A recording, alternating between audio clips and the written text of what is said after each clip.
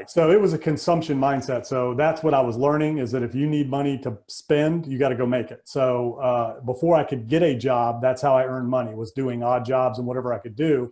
And then when I was able to work, when I was old enough to work, I immediately would went out and got a job. One of the first jobs I ever had was telephone sales. So, I mean, I was a telephone salesman, and I had one job where I was door to door. And so I did those things. And then, one of the things I did, I loved to bowl. My parents were bowlers. And when I was a kid, I mean, I don't know, I was 13, 14 years old and I had a 180 average. I was a good bowler. My parents bowled in the league. So I was hanging out in the bowling alley and I would bust tables in exchange for free games.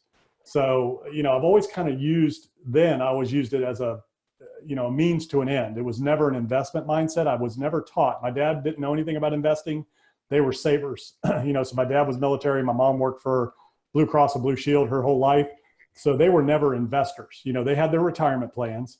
So that was done for them, but they never invested themselves until they got older. When I became older and started my business, which we're going to talk about later, and I started investing in real estate and doing things, then they ended up buying a beach house where I lived. And that was like the only investment they made in real estate outside of their personal homes.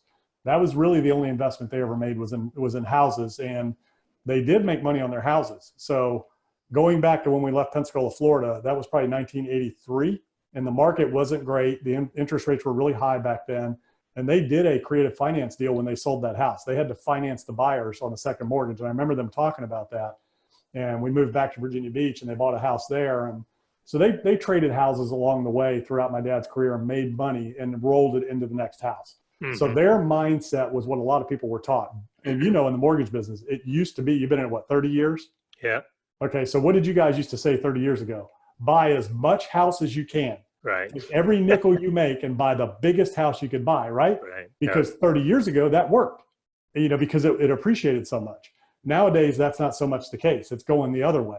You should buy as little house as you need, get by with absolutely the minimum that you need.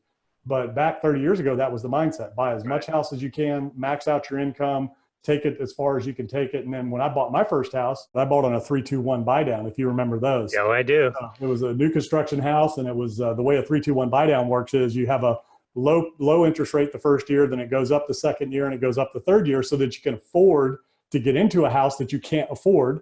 And the hope is, the plan is, you're going to make more money and be able to afford it. So it was 7